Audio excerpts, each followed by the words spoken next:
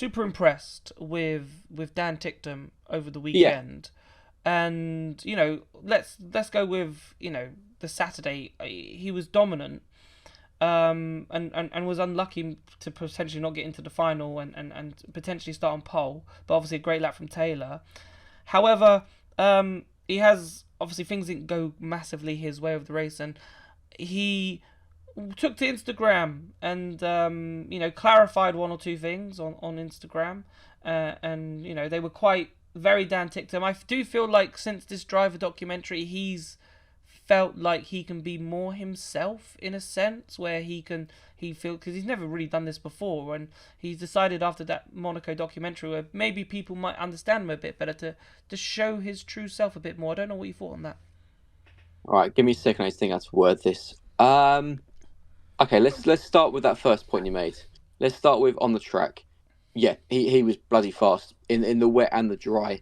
Had serious pace. In my eyes, that's probably the quickest he's looked since joining Formula E. He was absolutely on it, and obviously it was a massive shame that the team messed up the mode of the car, so that he didn't get to do a 350 lap. That was hugely disappointing for him, particularly obviously in those wet conditions where this whole thing kind of started, really, that qualifying comment. So that was really a real disappointment for Dan. Those conditions suited him to the ground. And the thing is, well, I thought it's quite funny as well that you look at the conditions and it was a British and a Dutch driver on the front row. They're just two countries that scream rain experience. Yeah.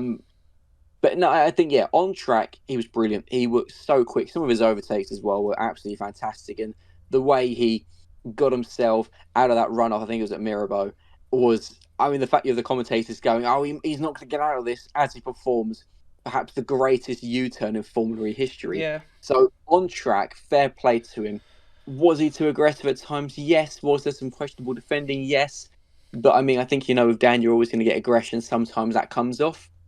Sometimes that doesn't. And I think at times as well, he knew he had a chance for a really, really big result. And particularly in that first race, he could see that slipping away from him, which maybe resulted in some desperate lunges. But nevertheless, on track, really, really impressive. Off the track.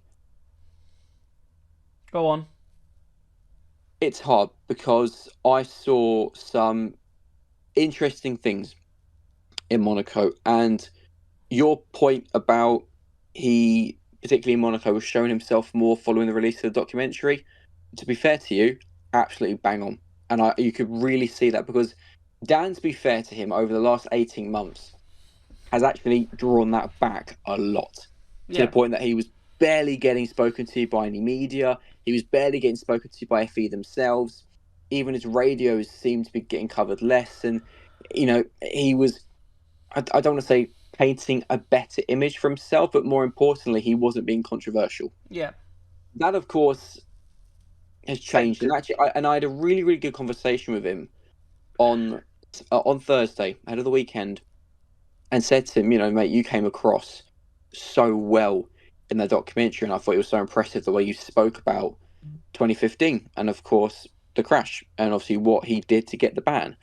And I said to him, you did so well, mate. You should be really proud of yourself. And and he said, it was nice to be able to properly open up, to show his raw side, to get emotional, but most importantly, to show that he's not this person he used to be. He is trying to change.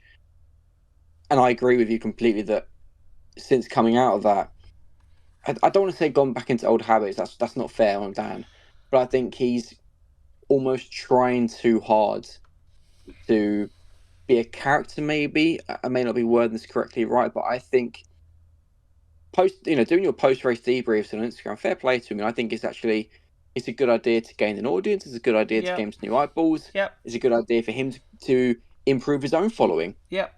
And to be fair to him, they were in typical Dan style. And the vast majority, it was pretty comical, but he actually made some really serious points at the same time as well. What I don't agree with, and I really do hope he gets flagged on this, because I don't know whether this is something the FIA can get involved with, obviously over the new swearing rules and whatnot. I think not, because it's meant to only be for broadcasted interviews and FIA governed press conferences. but I really hope he's spoken to about what he said. Does he get a lot of critics? Yes, absolutely. Does he deserve it? No. He does not deserve the criticism, all the criticism he gets. Yep. But, and excuse my language here, and I quote, you can't turn around and tell critics or fans to, you like, Nick. End of the day. You could have said beep. You could have just You said could have F. said beep. It's okay when and I quote, because ultimately, I'm quoting what he said, because at the end of the day, you're a racing driver. At the end of the day, you've put yourself in that position. You can't be turning around and telling your followers to do that. You just can't. And I hope he does get flagged up on it, because it's not right. Ultimately, he's the one who, even in his post-race, post-qualifying interview with FE, he's the one who came out and said that, if I see my, I shouldn't see my team for 2 hours. If not, I'm going to punch someone. You can't say that. And I thought, and what I also really did not like is that, the punditry crew immediately kind of almost like laugh it off and joke. Nicky Shields was very much saying, I love a Dan Ticktum interview. Whereas DC, who was absolutely bang on the money and said, yeah, it's funny, but let's be honest, your team support you when you're at your lowest, you do your same when it's the other way around. And then pointed out that, if he wants someone to punch, I'll put him in front of a mirror. That was absolutely bang on by DC, because you stick by your team through thick and thin. If Dan wants to go and race for one of the biggest teams on the grid, have an actual chance of winning this championship, you cannot be going and telling your followers to do that, your fans. You have no idea who is going to watch that video. Yeah. And the thing that I think paints Dan in an even worse picture is I came across, I'm not going to name them out of respect for them, but I came across a group of 5 drivers who were all circled around one of their phones, watching the Saturday Instagram debrief of Dan and laughing their head off, saying, what is this guy doing? Because by all means, do like a post-race debrief on Instagram, show your personality, all for that. But you cannot, would you talk to somebody like that at work? No. Why would he get away with it? So I'm hoping to speak to Cooper Kiro soon and Alex Hugh and see exactly what they think of it, because I can't imagine they were impressed. And apologies for swearing, by the way, but like I said, direct quote. Yeah.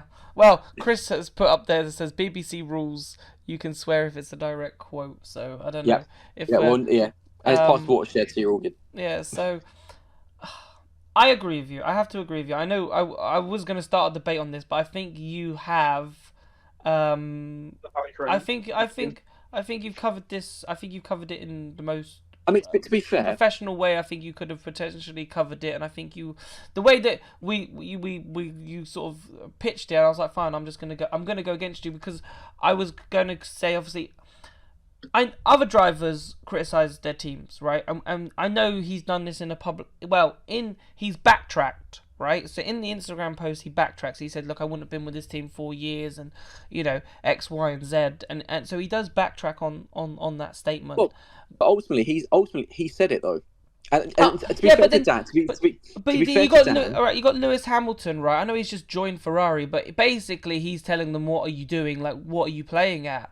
On the team radio. And there's countless of drivers over the years, and I'm sure there's countless of drivers in Formula One who have, walked in with their helmet still on, absolutely fuming. I think I've seen Nick Cassidy. Nick Cassidy did it as well with Envision. I know it was the championship on the day, so it was a lot higher stakes. I'm going to make 2 points there. He didn't want to speak to Envision. First things first, you cannot compare Lewis Hamilton to Dan Ticktum. I'm not, Lewis but is a 7-time world champion, 105-time F1 race winner. He can say what he wants because he can back it up that he's a bloody good racing driver.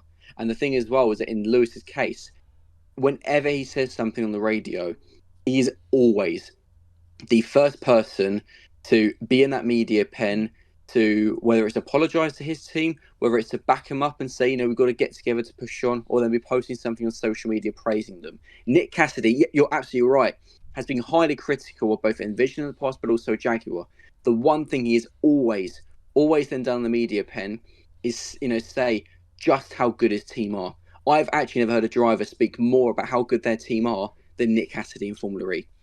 Dan cannot expect to get promotion to a bigger team, to have a bigger team wanting him, if he's going to go and be speaking about them in this nature.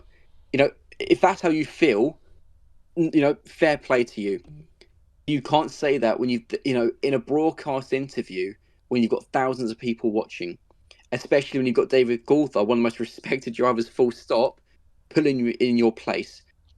In Dan's defence, Effie don't help, because yet again, Effie were putting up, social media posts of Dan, saying things he shouldn't have said. But the thing is, though, they don't do that for any other driver. And I get why Dan gets so frustrated with that. And he pointed out in one of his videos, Effie yet again and he's bang on the money with that. The one thing you cannot do is be turning around and telling, and ultimately, it's not critic, it's fans. It's you just end of the day, Dan's in a position where he's gonna be judged because he's a racing driver. Right or wrong, everybody watching racing has an opinion, whether that be the right opinion, the wrong opinion, but it's their opinion. Yeah. And unfortunately, because of the job he does, fans are entitled to their opinions. They're entitled to say if they think somebody did good, somebody did bad. But at the end of the day, you can't then go and swear at them and kind of laugh about it.